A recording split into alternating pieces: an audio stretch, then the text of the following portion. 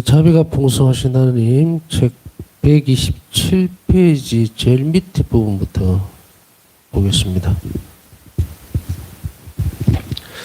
혼인 성사에서의 하나님의 자비를 우리는 살펴보고 있습니다. 구약에서는 혼인은 당신 백성과 맺으신 계약을 나타내고, 신약에서는 그리스도와 교회 사이의 결속이 혼인에 비유된다라고 말씀을 드렸습니다.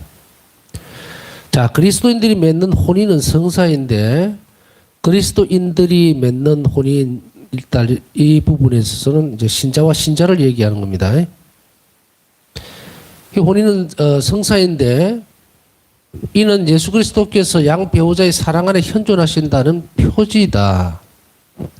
이 성사, 혼인 성사를 보면요,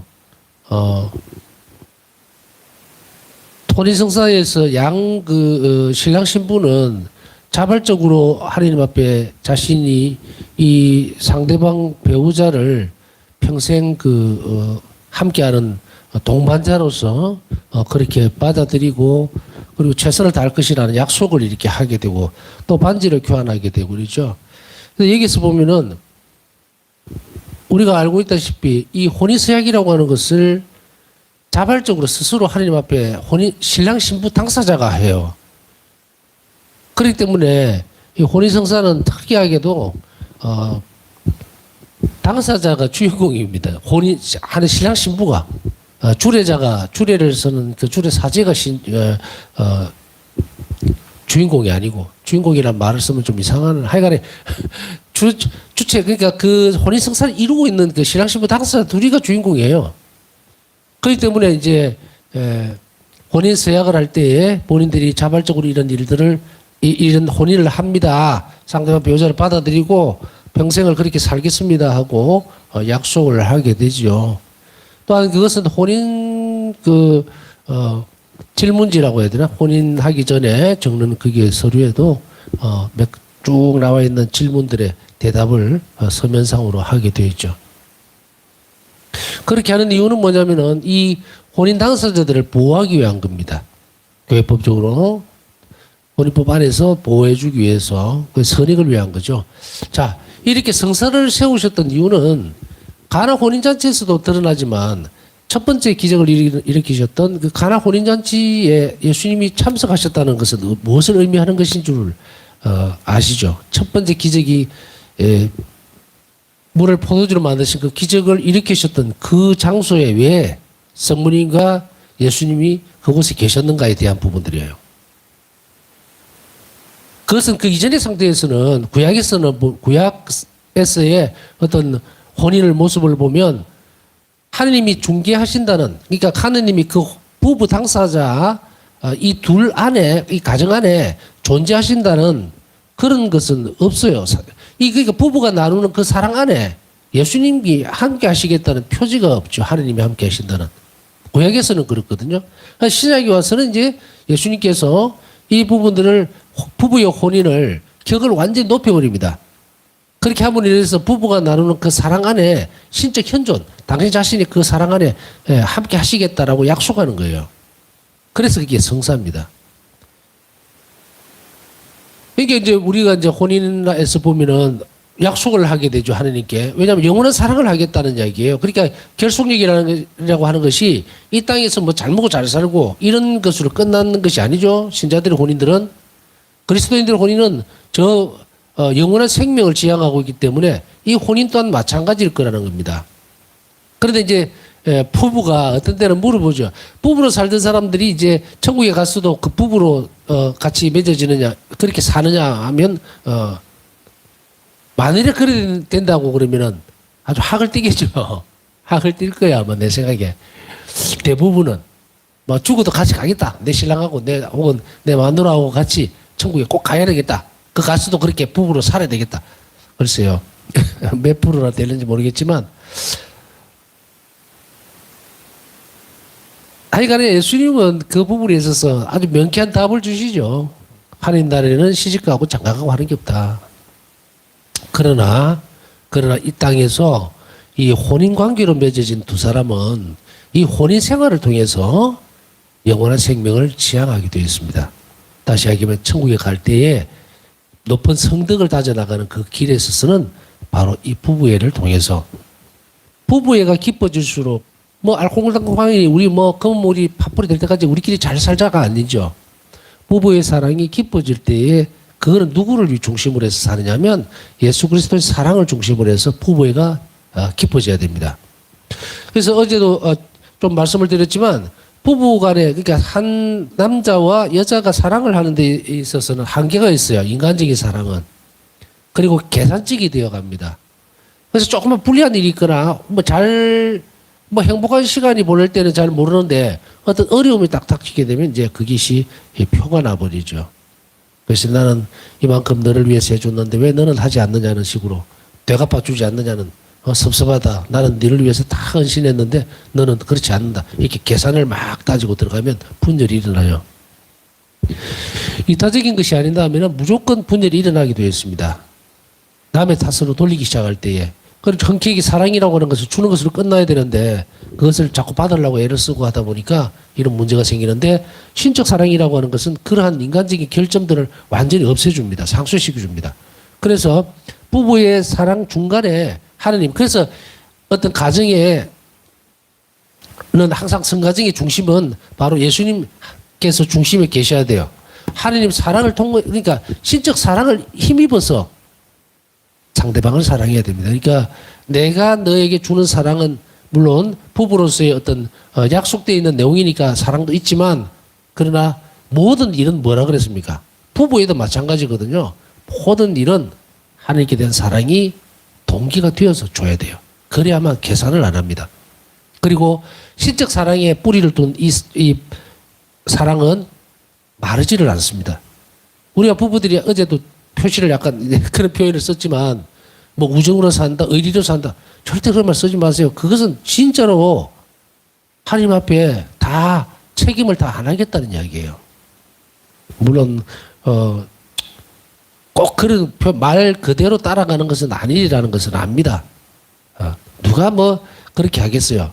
그러나 그 정도로 이제 뭐랄까 참지도 덮지도 않는 그러나 사랑한다는 것은 변함이 없는 뭐 이런 상태 아주 애매하거든요. 그런 사랑은 좀 지향을 해야 됩니다. 그리스도인들의 사랑은 항상 상대방에게 모든 것을 줄 수 있도록 앞으로 점진적으로 성장되어 가는 거거든요. 성숙되어 가고 성장이 멈추게 되면 성숙되는 거예요. 자꾸 고층 빌딩 짓듯이 한두 없이 올라가는 그것만이 중요한 것이 아니에요.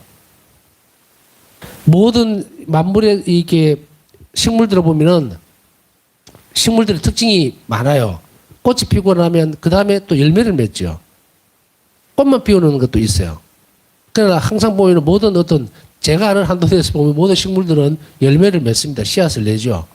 그렇기 때문에 바로 이런 모습들 어떤 굳은 뿌리를 가지고 있는 것으로 또 번지는 경우도 있지만 어쨌든 그 부분도 열매로 볼 수가 있죠. 그래서 꽃이 피어야만 꼭 열매를 맺는다는 그런 공식은 다 따라가는 것은 아니지만 그러나 적어도 꽃이든 열매든 뭔가 하나는 맺게 돼 있죠. 아니면 잎을 피우든지 이런 그 식물들의 어떤 형태를 비유적으로는 볼 수 있습니다만은 그러나 이 부분들을 이제 부부애로 이렇게 옮겨오면 깊어져야 됩니다. 계속. 그래서 그것은 신적 사랑에 시냇가에 뿌리를 받고 있는 포도나무처럼 되지를 않으면은 열매를 맺지도 못할 뿐더러 성장을 못합니다. 그래서 부부에도 마찬가지로 우리가 혼인에 있어서 부부의 정진을 위해서 힘써야 한다라고 하는 것을 딱 단서로 달아놓은 이유가 바로 이건데 항상 좋을 수만은 없죠. 그래서 그런 좋을 수만은 없지만 그건 인간적인 측면이고 신적 사랑이 그 발판이 되면은 무한대로 계속해서 죽을 때까지 정말 많은 것을 사랑하면서 살 수 있는 존재. 그 안에서 하나님께 대한 사랑도 더 깊어지기 때문에 그래서 결국은요 혼인이라는 것은 어디로 이 부부라고 하는 것은 부부애를 통해서 완벽에 이르라 이 말이에요. 그 사랑의 열매를 가지고. 그래서 예수님은 이렇게 흩어져 있던 왜냐하면 혼인이 튼튼해야만 온갖 불륜들이 사라지는 거예요. 지금 역사적으로 구약 성경을 이렇게 여러분들 잘 살펴보면 알겠지만 말도 못합니다. 소돔과 고모라는 망망진창이고 지금도 뭐 도덕적으로는 말도 못할 정도로 이 세상에 온갖 것들이 많죠. 근데 그 이면을 가만히 살펴보면 가정이 무너지거나 부부가 무너지면 이런 현상이 생기는 거예요. 악이 창궐을 해요. 그래서 예수님은 이것을 이제 완전히 올바로 바로 세우기 위해서 신약에 와서는 바로 이 혼인 자체를 신적 성사로 올려버리는 거예요. 신적 축복으로 만들어버립니다. 그래서 당신이 그 부부의 사랑 안에 존재하시겠다고 선언을 하고 그리고 그렇게 실현을, 자비를 베풀어 준 거예요. 그래서 이 혼인은 이제 완전히 구약에서의 혼인은 인간적인 혼인, 결혼 생활로서 끝났지만 신약에 와서는 하나님께서 이것을 성사의 품위로 높여줌으로 인해서 그 안에서 하나님이 존재하실 수 있도록 한 거예요. 그리고 그것은 앞으로 저 미래의 천국에까지 그 사랑을 통해서 부부가 나누는 사랑을 통해서 이해되어지고 더 가까이 갈 수 있도록 해줍니다. 그러니까 혼인 생활을 하면서 보면 툭탁툭탁하고 또 부족한 것도 많고 뭐 불만도 많고 여러 가지 있죠. 이 인간적으로 가만히 놔두면 이게 다 와해가 돼버립니다. 사랑을 깊이 만들어줄 수 있는 어떤 부분들이 없어요. 그렇기 때문에 예수님께서는 이 부부들이 평생을 사는 얼마나 참 지루합니까? 어떻게 보면 한 대상 한 명만 두고 보고서 평생을 살아가야 된다는 것은 그렇기 때문에 예수님께서는 바로 그 부부의 바울사 성전은 수도자로서 이렇게 말씀을 하고 계시죠. 일기에 따분한 하루요. 이 따분한 인생이요. 무미건조한 어제 똑같고 오늘 똑같고 그러나 그것에 하느님이 들어오시니 바뀌죠. 은총으로 바뀌어버립니다. 그렇게 살아내라고. 그렇지 않으면 우리 인생이 너무 지루하거든요. 똑같은 일이 반복이잖아요. 밥 먹으면 또. 하여간에 그래서 하나님께서는 바로 이 부분들 일부 그러니까 일부 일처제로 해놓으니까 맞죠? 일처제. 혼인의 단일성 일부 일처로 딱 해놓으니까 평생을 젊은 시절부터 나이가 늙어 죽을 때까지 한 남자는 한 여자만 봐야 되고 한 여자는 한 남자만 봐야 되잖아요. 그러니까 이 혼인의 이 단일성이 이 부분에 있어서 평생을 어떻게 살아가느냐 이거 쉬운 일 아니거든요. 젊을 때는 이쁘고 뭐 아름답고 이러다가 자꾸 나이가 들면서 이제 주름도 생기고 제대로 운신도 잘 못하고 그렇게 되죠. 그런데 한 대상만을 꾸준하게 사랑하면서 그 길 끝에까지 가고 또 그것을 뛰어넘어서 영원한 생명에까지 간다는 것은 진짜로 어렵습니다. 굉장히 어렵습니다. 그렇기 때문에 고난도 많고 또 힘듦도 많고 분열이 일어날 수 있는 가능성도 많죠. 그래서 바로 이런 부분들 한 명을 끊임없이 사랑하면서 마지막 가야 되는 일부 일처제를 이 혼인의 단일성을 딱 명기를 해놓은 이유고요. 그게 우리 힘으로는 살 수가 없어요. 그러니까 하나님께서 그래서 혼인 성사에 지위로 올려주시고 그리고 서로를 사랑하려고 하는 예수님을 사랑하는 만큼 다른 이들을 그러니까 자기 남편이나 아내를 사랑하려고 하는 그런 열성 그것을 가지게 되면 그 사랑의 열매 중간에 바로 예수님께서 당신 사랑을 부어주시겠다는 표징 또 혹은 집행이죠. 현실화되는 거죠. 그게 성사입니다. 자, 말이 조금 길어졌는데 여하튼 이렇게 사랑 안에 현존하신다는 표지다. 다시 말해서 배우자가 서로에게 사랑을 준다는 사실뿐만 아니라 첫 번째는 배우자가 서로에게 사랑을 준다는 이것뿐 아니고 두 번째로 자비로우신 하나님께서 이 결합에 당신의 사랑을 베푸신다는 것도 의미한다. 그러니까 혼인으로 맺어진 이 부부에게 끊임없이 하나님은 당신 사랑을 베푸신다는 것을 우리는 알아들어야 한다는 이야기입니다.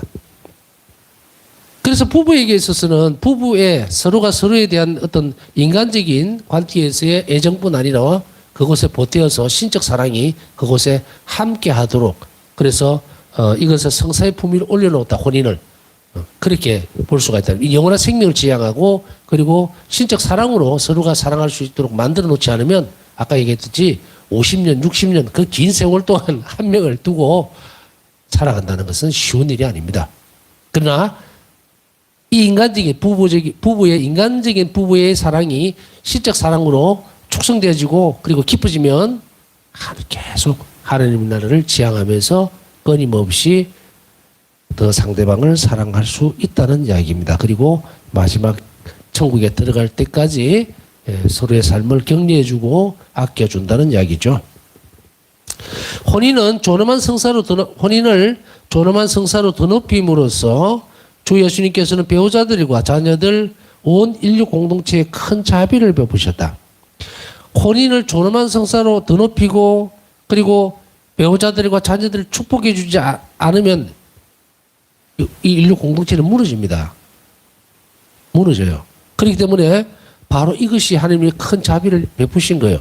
아까 앞에 조금 설명드렸죠. 가정이 파괴가 되면 온갖 불륜들이 다 벌어져 버립니다. 온갖 폐악거리들이 다 나와요. 그래서 앞에 딱 잡아라는 게 뭡니까? 일부일체제. 혼인의 단일성, 불가해소성. 어? 혼인 하나님께서 맺으신 건 사람이 풀지 못한다. 이렇게 묶어놓은 이 가정이 이제 튼튼해지도록 하기 위해서 말로만 되어지면 안 되잖아요.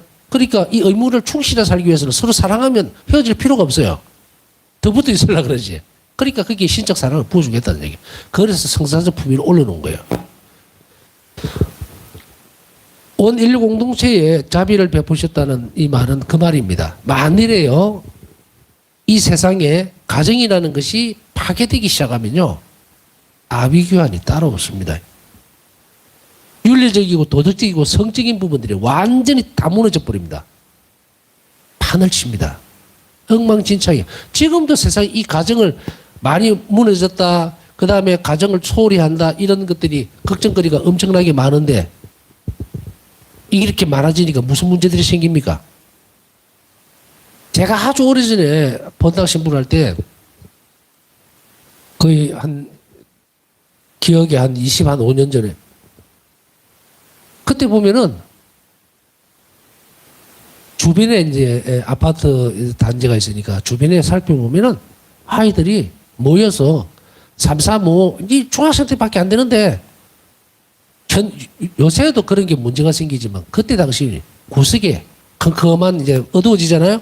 그래 구석구석에 학원 안 가고 담배 피우고 남자애들 여자애들 몰려다니고 그래서 나중에 물어보면 너희들 왜 집에 안 들어가고 이렇게 했냐면은 우리 집에 가도 아무도 없어요 이래 애들이.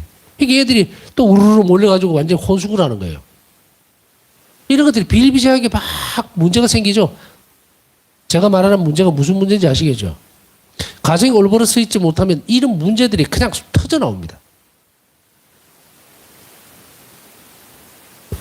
가정 안에서 올바른 사랑을 부부가 이 혼인성사 안에서 올바른 사랑, 신적 사랑 안에서 서로를 배려해주고 서로에게 자기 자신을 내어주고 하는 이 사랑의 관계가 형성되고 그 안에서 자란 아이들은 절대로 삐뚤어질 리가 없거든요.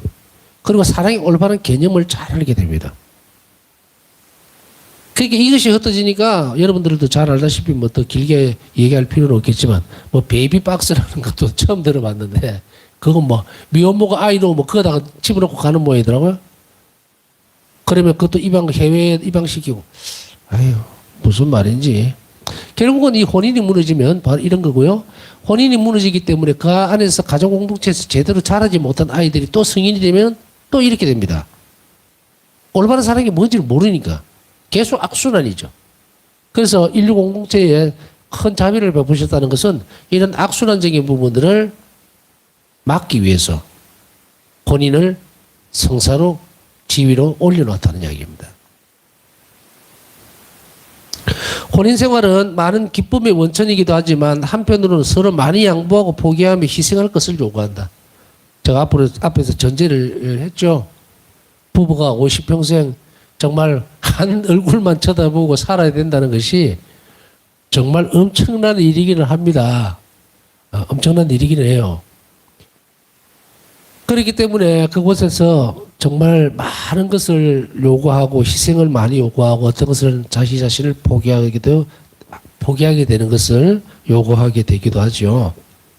그러나 여러 가지 위험을 용감하게 견디고 부부간의 정절을 지키며 사랑 안에서 성장하려면 하나님의 도우심이 필요하다. 여러 가지 위험을 용감하게 견디고 이것은 가정의 붕괴를 얘기할 수도 있죠. 서로가 잘 지내다가 금전적으로 또 문제가 생기고 뭐 직설적으로 이야기하면 뭐 사업이 망했다든지 무슨 뭐 보증을 써줬는데 어떻게 됐다든지 장사가 뭐 잘 안 돼서 어떻게 되고 이 경제적인 부분들이 들어오게 되고 뭐 이렇게 되면은 그런 위험들이에요.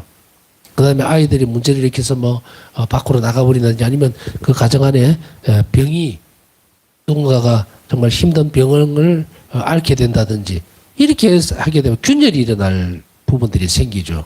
위험이죠. 이런 것들을 용감하게 견디내기도 하고 또 서로 극복해야 되는데 이것이 인간적인 부분에서는 부딪혀버리면 어떻게 됩니까? 결별로 이어지려고 자꾸 가정이 붕괴되려는 쪽으로 가죠. 이런 위험들을 견뎌내야 되는 것도 있고요. 그 다음에 여기서 이제 강조되는 거죠. 부부간의 정절을 지키며 이 부부간의 정절을 지킨다는 것은 꼭 예를 들어서 바람을 피운다는 의미만을 가지고 있는 것은 아닙니다. 이것은 아주 중요한 대목일 수도 있어요. 그것은 뭐냐면은 예컨대 부부에게 대한 부분들인데 때때로 이 부분들 이 정절이라고 하는 부부간에 지켜야 되는 이 부분들은 어떤 것이 될 수도 있느냐면 자꾸 이제 뭐 예를 들어서 부부간에 다른 여자들을 자꾸 실컷 본다든지 그런 예를 드는 겁니다 지금 본다든지 아니면 유독 뭐 안 해줘도 될 칭찬 그 친절을 막 과소하게 베푼다든지 자기 부인은 나 놓고 막 딴 데다가 신경을 쓰고 이런 것들이에요. 그 정절을 어기는 겁니다. 부부가 지켜야 될 것. 그래서 말 그대로 정말 그렇다고 해서 막 자기 부인만 알고 다른 사람은 무시하고 이렇게 하는 것이 그게 올바른 것은 아니라는 것은 여러분들 알아들으시겠죠. 서로가 지켜야 될 부분들에 대해서 이런 그 부부들 간에 있어서도 바로 이런 정절의 부분들을 잘 조심해서 다뤄야 됩니다. 그래서 앞전에 어떤 말씀을 드렸습니까? 본당에서 형제님, 자매님 얼마나 그 확실한 부분들인데 그렇지 않고 언니, 오빠 이게 안 됩니다. 언니, 오빠는 딴 데 가서 찾으세요.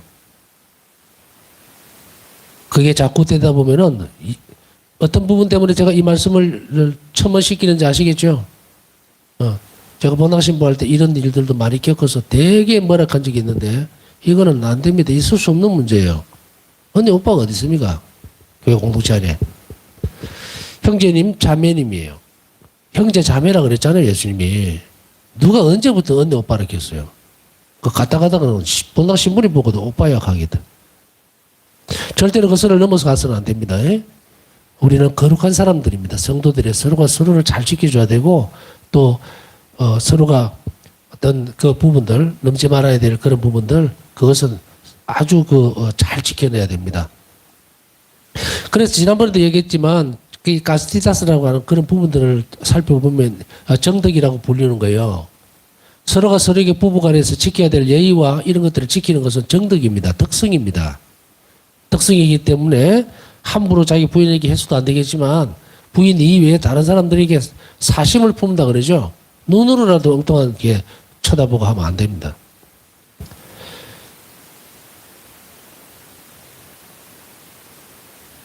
그래서 이렇게 사랑 안에서 성장하려고 하면 하나님의 도심이 절대적으로 필요합니다. 그래서 혼인성사는 이 도심을 약속하는 거예요.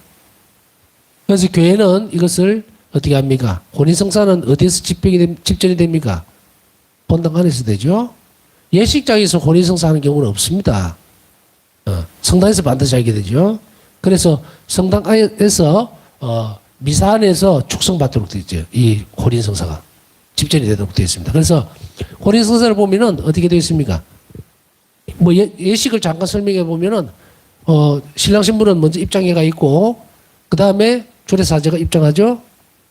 그 다음에 미사 중에 미사를 쭉 집전하고 그 다음에 강론 혼인에 대한 부분들을 얘기하고 그 다음에 혼인 예식을 하게 되죠. 그래서 이것을 여러분들 잘 보세요. 어떻게 되는가. 관문 오면은 혼인 예식을 먼저 하고 그 다음에 미사를 합니다. 그러나 물론 뭐 관문 오면은 꼭 미사에 안 하고 그냥 뭐 신랑 신부 둘이서 할 수도 있어요. 약식으로. 그러나 여하튼 혼인 성사는 미사 중에 거행이 됩니다. 그렇기 때문에 얼마나 대단히 놀라운 일인지 몰라요. 이 혼인성사. 그렇게 미사 전례 안에서 이 부부가 축복되죠. 축복된다고. 이 성사의 지위를 올려놓는다는 말은 그 말이에요. 그렇기 때문에 이것은 무엇을 얘기하는가? 하나님께서 직접 이 부부에게 삶에 또 사랑에 함께 하시겠다는 약속입니다.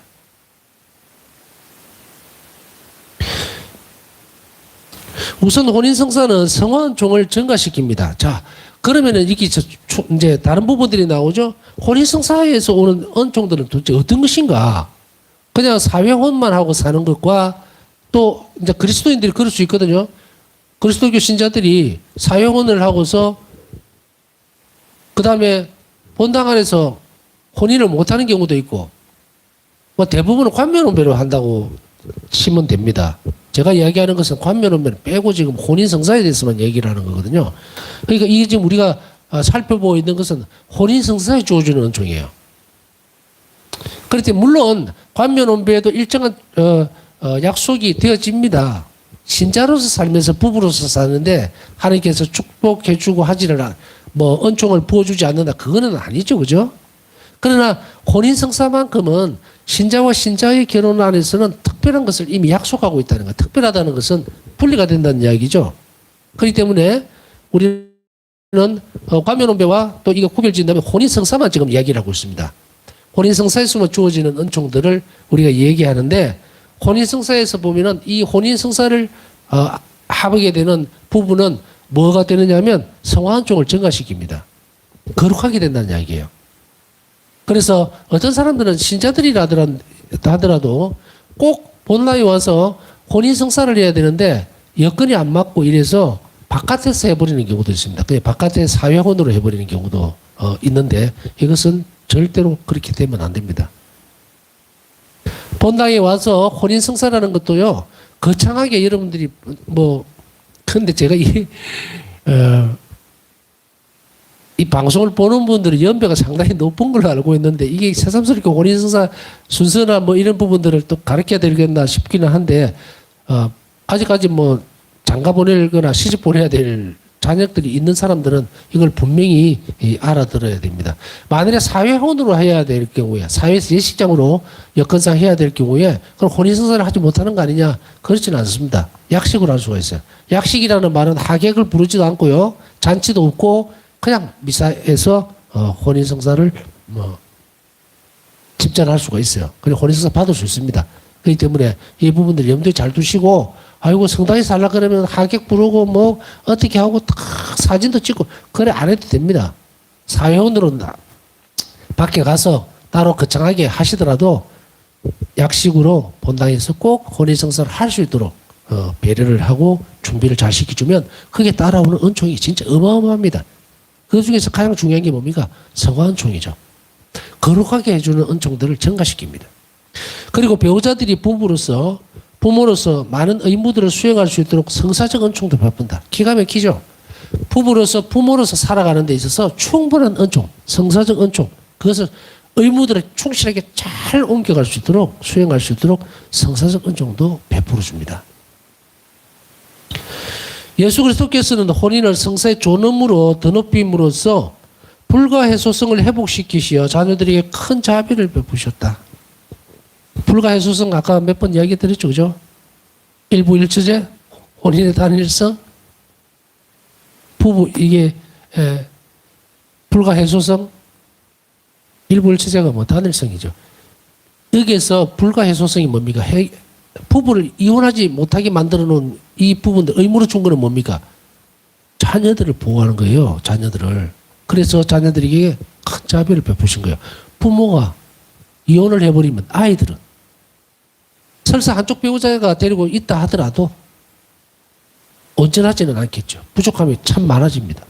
그래서 자녀들에게 큰 자비를 베푸셨습니다. 그래서 불가해서 이걸 존엄으로 이렇게 회복을 시키셨다는 말은 구약에는 그냥 이혼장 써주면 끝이에요. 그러니까 자녀들은 그냥 뭐 말할 것도 없죠. 엄청난 피해를 보고 그래서 그것을 완전히 끊어버리면서 자비를 베풀어 주신 거예요. 자녀들에게도. 이혼은 배우자뿐만 아니라 자녀들에게도 비극입니다. 부모들이 자녀들을 합당하게 양육하고 보호하기 위해서는 물적 자원뿐만 아니라 어머니나 아버지의 역할이 필요하기 때문입니다. 그렇기 때문에 이혼은 배우자 쌍방간에만 엄청난 피해를 주는 것이 아니고 그 자녀들에게 어마어마한 어떤 피해를 줘버립니다. 그렇기 때문에 물적인 지원들만 한다고 해서 끝나는 것이 아니에요. 한쪽 배우자가 부족함이 생기게 됩니다. 그래서 어머니는 어머니 혼자서 아이를 양육하면 두 역할을 할 수가 없어요. 아버지가 아이를 혼자 키운다면 이것도 두 역할을 할 수가 없어요. 그렇기 때문에 우리는 여기에 아주 조심해서 예수님께서 왜 이것을 세우셨는지, 왜 이런 것들을 선택하게 하셨는지를 우리는 잘 알아야 됩니다. 그러면은 오늘날의 현실을 들여다보면은 어떤 부분들이 문제가 생긴다고 그랬습니까?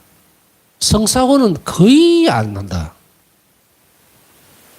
그런데 관면원배를 받고 그러면 이 성사적 은총이 관면원배자들에게 가느냐 하면 그거는 아닙니다. 이게 성사의 은총이에요. 그렇기 때문에 그러면은 이런 이유로 인해서 관면원배를 받거나 혹은 한쪽 배우자가 저렇게 되므로 교우가 아닌 경우에 외짝 교우 같은 경우에 그 어떻게 합니까? 누구 책임입니까? 본인 책임이에요. 왜 본인 책임이겠어요? 본인은 자기가 선택한 겁니다. 그래서 교회는 애초에 제가 처음에도 말씀드렸지만 지금도 그것은 변함이 없습니다. 신자는 신자와 결혼해야 돼요. 그래야 혼인성사를 받을 수 있어요.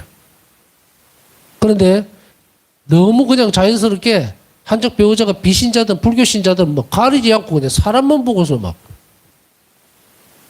그렇게 한 뒤에 나중에 이혼하고 떨어져 나가고 이런 자녀들은 자녀들대로 큰 엄청난 일을 당하게 되고 불행하게 되고 그런 것을 하느님이 그렇게 했습니까? 아닙니다. 인간이 그래서 교회는 일찌감치부터 신자와 신자끼리 결혼할 수 있도록 충분히 권고를 하고 있는데도 불구하고 오늘날에는 너무도 성사원이 드물어진 거예요. 관면오면은 넘쳐나고 뭐 건자에 들어와서는 뭐 혼인에 대한 부분들은 제가 본당을 안 맡으니까 잘 모릅니다. 그렇지만 본당 신부할 때 통상적으로 보면은 거의 혼인에 대한 부분에서 성사원은 정말 손꼽을 정도고 한 본당에 4년 있는 동안에 성사원을 한 건인가 두 번 해준 것 같아요. 나머지는 전부 다 관면오면입니다. 토요일 저녁에 잠깐 와서 혹은 주일날 저녁 미사 후에 잠깐